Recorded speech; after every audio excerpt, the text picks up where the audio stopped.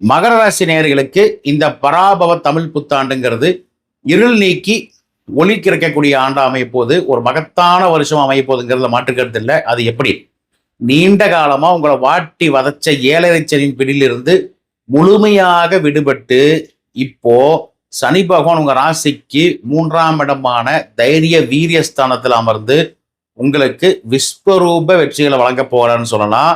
சனிக்கு 3ஆம் இடம்ங்கிறது முத்தான இடங்க. இந்த காலகட்டத்தில் நான் படுத்துக்குவேன், எந்த வேலையும் செய்ய மாட்டேன், எல்லா காசும் அப்படியே தேடி வந்துடும் நினைச்சீங்கன்னா வராது. நீங்க எடுத்து வைக்கக்கூடிய முயற்சிகள் அனைத்தும் சக்சஸ்ஃபுல்லா அமைகிறதுக்கு சனி துணை இருப்பார். அதே சமயம் நெகட்டிவ்னு ஒன்று வரணும் இல்லையா, அதுக்கு என்னன்னா ராகு பகவான் 2ஆம் இடத்துல இருக்கிறதால, அதாவது தன வாக்குஸ்தானத்திலும் கேது பகவான் 8ஆம் இடமான அஷ்டமஸ்தானத்திலும் செஞ்சிருக்கிறாங்க. மிக முக்கியமா குரு பகவான் வர ஜூன் 2, 2026 வரைக்கும் உங்க ராசிக்கு 6ஆம் இடத்துல மறைஞ்சிருந்தாலும் ஜூன் 2ஆம் தேதிக்கு பிறகு அவர் உங்க ராசிக்கு 7ஆம் இடத்துல உச்சம் பெற்று வந்து உங்க ராசியே நேரடியா பார்க்க போறார். ஸோ இந்த கிரக அமைப்புகள் உங்களுக்கு இந்த காலகட்டத்தில் சொல்ல வர்றது என்ன, இந்த 2026ஆம் வருடம் வரக்கூடிய தமிழ் புத்தாண்டு எப்படி அமைய போகுதுன்னு பார்க்குறப்போ, மகர ராசியில பிறந்தவர்களுக்கு முதல் பாயிண்ட்டே 7.5 சனியிலிருந்து வெளியில் வந்துட்டீங்க, அது ஒரு ப்ளஸ் பாயிண்ட் தான்.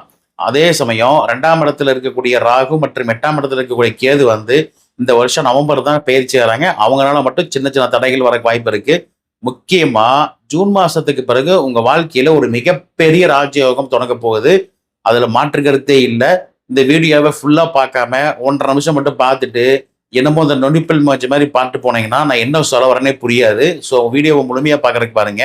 சனிக்கு 3ஆம் இடத்துல, அதாவது 3ஆம் இடத்துல சனிங்கிறது வந்து உங்க தன்னம்பிக்கையை இந்த காலகட்டத்துல விண்ணளவு தொட செய்வார்னு சொல்லலாம். எந்த ஒரு விஷயத்தையும் துணிச்சலோடு எதிர்கொள்ளக்கூடிய ஆற்றல் இந்த காலகட்டத்துல மகர ராசியில பிறந்தவங்களுக்கு இருக்கும். ஏன்னா நீங்க பட்ட அடி அந்த அளவு பட்டிருக்கீங்க. கடந்த 7.5-8 வருஷமா உங்களுக்கு டைம் சரியில்லைங்கிறது ஊருக்கே தெரியும். ஸோ கடந்த கால அனுபவங்களை இந்த காலகட்டத்துல ரொம்ப சிறப்பா பயன்படுத்தி உங்க அடுத்தடுத்த விஷயங்களை சாதிக்கக்கூடிய ஆற்றலை சனி பகவான் ஏற்படுத்திடுவார். இருந்தாலும் ராகு 2ஆம் இடத்துல இருக்கிறதால பேச்சில் மட்டும் நல்லா கேட்டுக்கங்க. மகராசியில பிறந்தவங்க பேச்சில் மட்டும் கொஞ்சம் நிதானமா இருக்கிறது இந்த காலகட்டத்தில் ரொம்ப ரொம்ப முக்கியம். சில நேரங்கள்ல உங்க வார்த்தைகள் மற்றவங்களை காயப்படுத்துறதுக்கான வாய்ப்புகள் இருக்கிறதுங்கிறதால மிக மிக கவனமா இருந்துக்கங்க. 8ல் கேது இருக்கிறதால ஆன்மீக தேடல்கள் இந்த காலகட்டத்தில் மகர ராசினருக்கு அதிகரிக்கும்னு சொல்லலாம். எப்படின்னா நீண்ட நாட்களா இந்த கேதார்நாத் போகணும், பத்ரிநாத் போகணும், அந்த கோயிலுக்கு போகணும், இந்த ராஜராஜ சோழன் கோயிலுக்கு போய் பார்க்கணும் அப்படின்னு நினைச்சிருந்தவங்க எல்லாத்துக்குமே அந்த தேடல்கள் எல்லாமே இந்த காலகட்டத்தில் பூர்த்தியாகக்கூடிய அமைப்பும் உண்டு. ஒரு சிலருக்கு 8ஆம் இடத்துல கேது இருக்கிறதால எதிர்பாராத வகையில் இந்த உயில் சொத்துன்னு சொல்லுவாங்க இல்லைங்களா, அது மூலியமாவோ அல்லது இன்சூரன்ஸ் மூலியமாகவோ பணம் வர வாய்ப்பு உள்ளது. குரு பகவான் ஜூன் மாதம் 7ஆம் இடத்திற்கு வரும்போது உங்க வாழ்க்கையில இருந்த எந்த விதமான அனைத்து விதமான தடைகளையும் போக்கி உங்க மேல அந்த குரு பகவான் வந்து உங்க ராசி மேலேயே அவர் பார்வை வைக்கிறதுங்கிறது வந்து பல வகையிலையும் உங்க உடல் பின்னில இருந்த சிக்கல்கள் எல்லாமே தவிடுபடியா நீங்கிரும். முக்கியமா நான் 80s கிட்ஸு 90s கிட்ஸு திருமணமே நடக்கல, திருமண பாக்கியமே கைகூடி வரலன்னு நினைக்கிறவங்களுக்கு இந்த காலகட்டத்தில் சிறு முயற்சி எடுத்து வைங்க. திருமண பாக்கியம் நிச்சயமா கைகூடி வரும். நீண்ட நாட்களா புத்திர பாக்கியத்துக்காக ஏங்கிட்டு இருக்கிறவங்களுக்கு இந்த காலகட்டத்தில் முயற்சி பண்ணீங்கன்னா அதுவும் கைகூடி வரும். பொருளாதாரத்தை பொறுத்த வரைக்கும் இந்த தமிழ் புத்தாண்டு, இந்த ஆண்டின் 2ஆம் பகுதி மிகச்சிறப்பா இருக்க போதுன்னு சொல்லலாம். முடங்கி கிடந்த பண வரவுகள் அனைத்தும் தங்குதடையின்றி உங்க கைக்கு வந்து சேருங்க, அதுல மாற்று கருத்தே இல்லை. மிக முக்கியமா ஒரு 7-8 வருஷத்துக்கு முன்னாடி யாருக்கோ பணம் கொடுத்திருந்தேன், அவன் தராமையே போயிட்டான், அந்த பணமெல்லாம் வராதுன்னு நினைச்ச பணம் எல்லாமே இந்த காலகட்டத்தில் உங்களை தேடி வரும். முக்கியமா இந்த ஷேர் மார்க்கெட்ல போட்டிருந்தவங்க, அதே சமயம் இந்த ஸ்பெகுலேஷன் மார்க்கெட்ல போட்டிருந்த பணம் எல்லாமே வந்து ஏதோ ஒரு வகையில உங்க வந்து திக்குமுக்கு ஆட வைக்கன்னு சொல்லலாம். ஸோ பண வரவுக்கு இந்த காலகட்டத்தில் பஞ்சம் இருக்காது.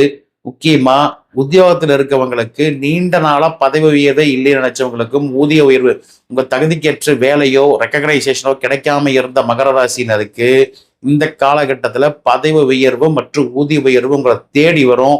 முக்கியமா நீ எனக்கு ஒரு டிரான்ஸ்ஃபர் வேணும்னு விரும்பிட்டு இருந்தவங்களுக்கு இடமாற்றம் போன்றவை எல்லாமே இந்த ஜூன் மாசத்துக்கு அப்புறம் உங்களுக்கு சர்வ நிச்சயமா கிடைக்குன்னு சொல்லலாம். முக்கியமா உத்தியோகத்துக்கு போயிட்டு இருக்கிறவங்க மேலதிகாரிகள் உங்களை திறமை பாராட்டக்கூடிய சூழ்நிலைகள் கிடைக்கும்.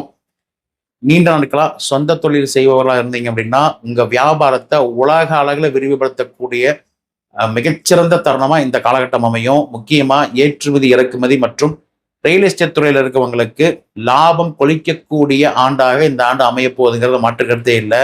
முக்கியமா நம்ம ஆல்ரெடி சொன்ன மாதிரி தான் பங்குச்சந்தை முதலீடுகள்ல ஜூன் மாசத்துக்கு பிறகு நீங்க எதிர்பார்த்த மிகப்பெரிய லாபத்தை எதிர்பார்க்கலாம். குடும்ப வாழ்க்கையில இதுவரைக்கும் இருந்த தடைகள் எல்லாமே நீங்கி மகிழ்ச்சி பொங்கக்கூடிய சூழலை நீங்களே கண்ணார பார்ப்பீங்க. முக்கியமா கணவன் மனைவி இடையே இருந்த பழைய மனஸ்தாபங்கள் எல்லாமே நீங்கி, பழைய சண்டை சச்சரவுகள், பழைய மனஸ்தாபங்கள் எல்லாமே நீங்கி ஒற்றுமை பலப்படுறதுக்கான வாய்ப்புகள் இந்த காலகட்டத்தில் சர்வநிச்சயமே உண்டுன்னு சொல்லலாம். திருமண தடையில ஒரு சிலருக்கு திருமண தடையில வருந்தியவர்களுக்கு வரன் ஜூன் மாசத்துக்கு பிறகு மிகச்சிறந்த வாழ்க்கை துணை அமைய போகுது. நம்ம ஏற்கனவே சொன்னதான், குழந்தை பாக்கியத்துக்காக வெயிட் பண்றவங்களுக்கு இந்த காலகட்டத்தில் நிச்சயமா குழந்தை பாக்கியம் இருக்கும், யோகம் உண்டாகும். குழந்தைகளின் கல்வி மற்றும் விளையாட்டு திறமையால உங்களுக்கு ஒரு பேரும் புகழும் வந்து சேரும்னு சொல்லலாம். இதுவரைக்கும் சொன்னபடி கேட்காத குழந்தைகள்லாம் இனிமேல் நீங்க சொன்னபடி கேட்கக்கூடிய சூழ்நிலையை நீங்களே கண்ணாட பார்ப்பீங்க. முக்கியமா பூர்வீக சொத்துக்கள்ல இருந்த நீண்ட கால வில்லங்கங்கள் ஏதாவது இருந்தது அப்படின்னா அது எல்லாமே உங்களுக்கு சாதகமாக சூழ்நிலை அமையும். முக்கியமா பூர்வீகம், அதாவது தாத்தா பாட்டியோட சொத்து கைக்கு வர்றதுக்கான வாய்ப்புகள் நிறைய உண்டு.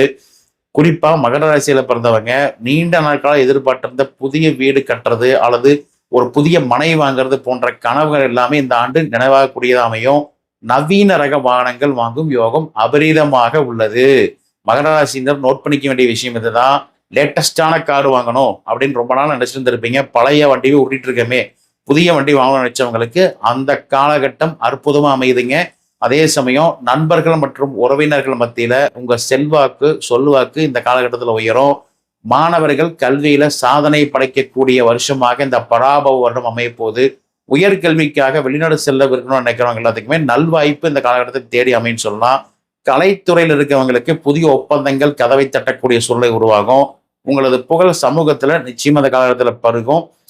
உடல் ஆரோக்கியத்தை பொறுத்த வரைக்கும் ஜூன் மாசம் வரைக்கும் சின்ன சின்ன தொந்தரவுகள் அல்லது அலர்ஜி அஜீரண கோளாறுகள் ஏற்படுறதுக்கான வாய்ப்புகள் இருக்கு. ஜூன் மாசத்துக்கு மேல இது எல்லாமே சாதகமா உடல் பொலிவு பெறும், ஆரோக்கியம் மேம்படுறதுக்கான வாய்ப்புகள் எல்லாமே கிடைக்கும்.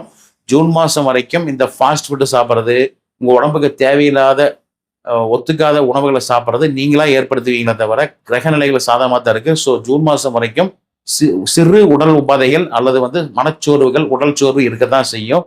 ஜூன் மாசத்துக்கு மேல நீங்களே ஒரு புதிய மனிதரை உருவெடுக்க போறீங்கிறத மாற்றுக்கிறது இல்லை. சமூகத்துல உங்களுக்கு கௌரவ பதவிகள் அல்லது அரசியல் ரீதியான வாய்ப்புகள் ஒரு சிலருக்கு தேடி வரதுக்கான வாய்ப்புகள் இருக்கு. இதுவரைக்கும் எதிரிகால ஏற்பட்ட தொல்லைகள் எல்லாமே இந்த 3ஆம் இடத்துல வந்தக்கூடிய சனியால முறியடிக்க சொல்லலாம்.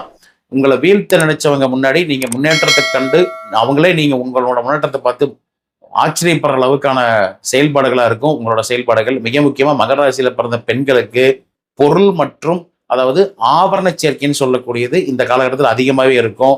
புகுந்த வீட்டில் இதுவரைக்கும் மரியாதையே இல்லை நினைச்சிருந்த பெண்களுக்கு இந்த காலகட்டத்தில் இருந்து, இந்த பராபவ வருடத்திலிருந்து உங்கள் மீது மதிப்பு மரியாதை உயரக்கூடியதை நீங்களே பார்க்கலாம். முக்கியமா சகோதர சகோதரிகளுக்குள்ள இருந்த சின்ன சின்ன பூசல்கள் புகைச்சல்கள் எல்லாமே மறைஞ்சு ஒற்றுமை பலப்படக்கூடிய ஆண்டாந்த ஆண்டு அமைய போது. இந்த வருஷம் முழுவதுமே உங்க தன்னம்பிக்கை மிக உயர்ந்த இடத்துல இருக்க போதுங்க. எந்த ஒரு விஷயத்தையும் துணிச்சலுடன் எதிர்கொண்டு சாதிக்கக்கூடிய ஆண்டாக இந்த பராபவ வருடம் மகராசினருக்கு பிறந்திருக்கு. புதிய நண்பர்களின் சேர்க்கை உங்கள் தொழிலுக்கு உதவியாக இருக்குங்கிறத மாற்றுக்கிறது இல்லை. எந்த ஒரு விஷயத்தையும் ஒரு முறைக்கு இருமுறை சிந்திச்சு செயல்படக்கூடிய ஆற்றல் உங்களுக்கு இந்த காலகட்டத்தில் கிடைக்கும். இந்த பராபவ ஆண்டு மகர ராசிக்கு ஒரு பொற்காலமா அமைய போகுதுங்கிறதுல எல்லளவும் சந்தேகம் இல்லை. இந்த வருஷம் நற்பலன்கள் இன்னும் அதிகமாக வர சிறு தடைகள், அதாவது 2ஆம் இடத்துல இருக்கக்கூடிய ராகு மற்றும் 8ஆம் இடத்துல இருக்கக்கூடிய கேதுவால சின்ன சின்ன தடைகள் வர்றதுக்கான வாய்ப்பு இருக்கு. இது நீங்கிறதுக்கு சனிக்கிழமை தோறும் ஆஞ்சநேயரை வழிபாடு பண்றது மிகச்சிறந்த பரிகாரமாக இருக்கும். பெண்கள் செவ்வாய்க்கிழமைக்கு ஆஞ்சநேயர் வழிபடுறது மிகச்சிறந்த பலனை ஏற்படுத்தி தரும். அனுமான் கோயிலுக்கு சென்று வெண்ணெய் காப்பு சாற்றி வழிபடுவது மிகச்சிறந்த ஒரு முன்னேற்றத்துக்கான விதையை ஏற்படுத்தி தருங்கிற மாற்றுக்கிறது இல்லை.